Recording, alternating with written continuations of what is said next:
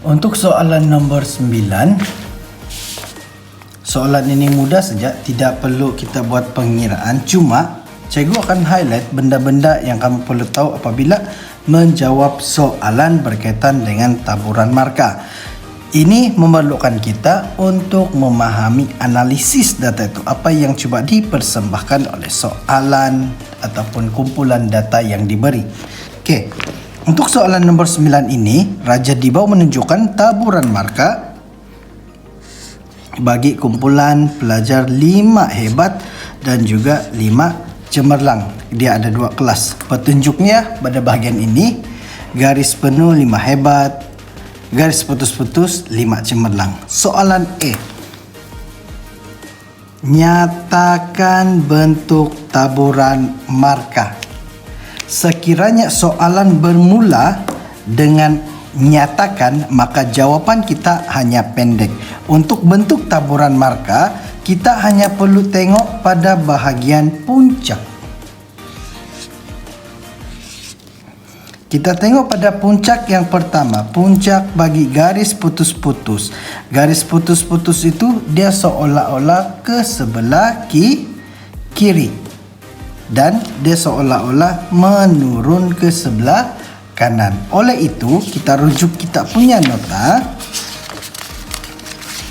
yang sebelum ini. Kita tengok mana kawasan ataupun mana bentuk taburan data yang paling tepat. Yang paling tepat adalah pocong ke kanan. Maka jawapan untuk soalan ini adalah 5 cemerlang garis putus-putus adalah pencong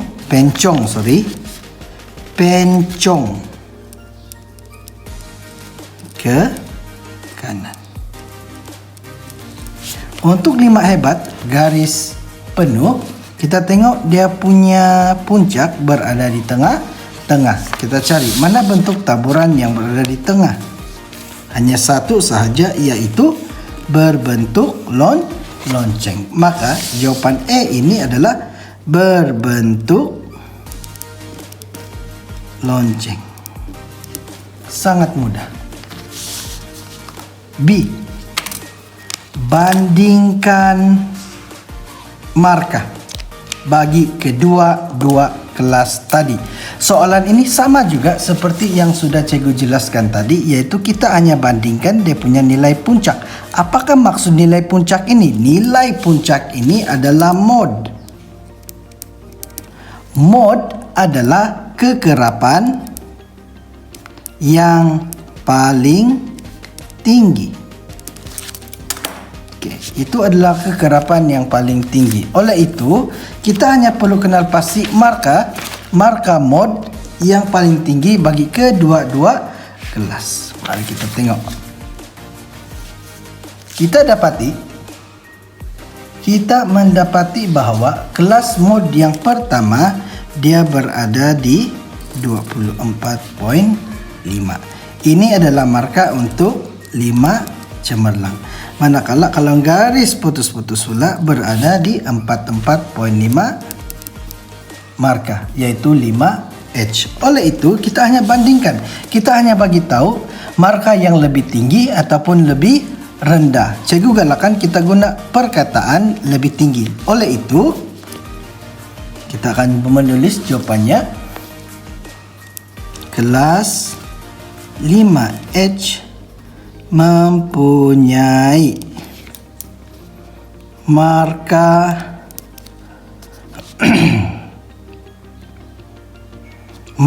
mod yang lebih rendah daripada markah mod kelas 5C.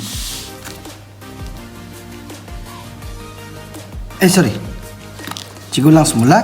Kelas 5H mempunyai markah mod yang lebih tinggi daripada kelas mod 5C. Maksudnya kalau kita tengok antara 24.5 dan juga 44.5, kita dapati bahwa 44.5 ini lebih tinggi daripada 24.5. Oleh itu 5H mempunyai markah mod yang lebih tinggi daripada 5C.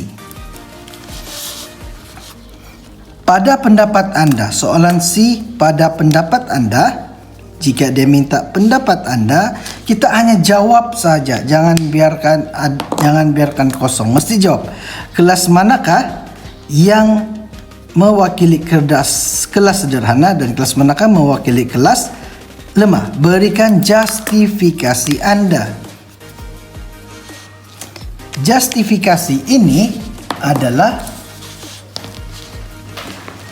sebab. Jadi soalan ini memerlukan kita beri sebab. Kita jawab dengan kelas sederhana adalah kelas 5H.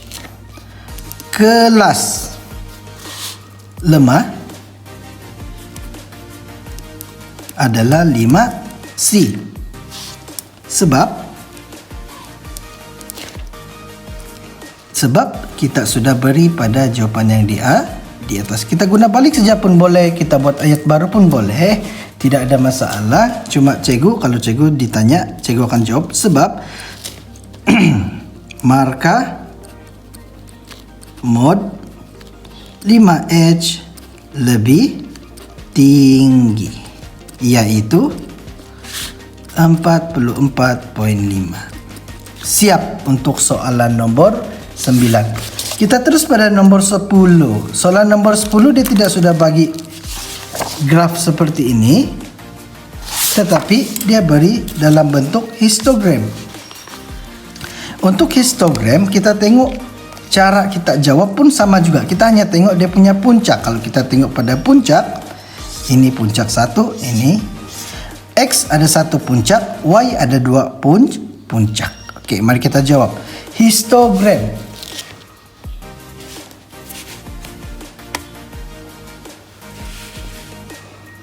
Histogram menunjukkan jumlah kes COVID bagi kumpulan kawasan X dan kawasan Y dalam tempoh 15 hari bagi bulan tertentu. Ini X, ini Y. Ini X, ini Y. Cantik nampak pula.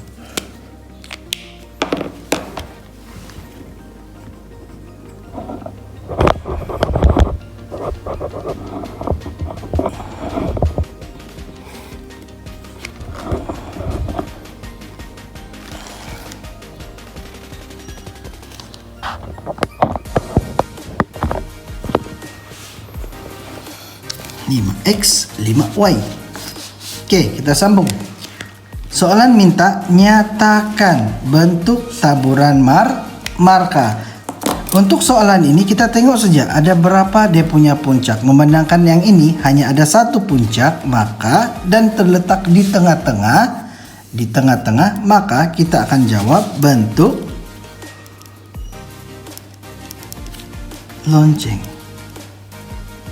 Manakala kawasan Y kita dapati bahwa dia ada 2 puncak, maka kita akan jawab by mod. Okey, B. Bandingkan kes taburan kes COVID bagi kedua-dua kawasan tersebut. Ini kita hanya jelaskan ini ada berapa kali dia punya jumlah kes terjadi, dan ini berapa kali dia terjadi mempunyai kes yang tinggi. Kalau kita tengok pada kawasan X hanya mempunyai, cikgu jawab dahulu.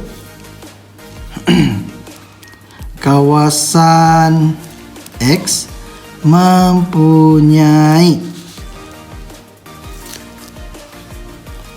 jumlah kes yang tinggi pada hari ke-8.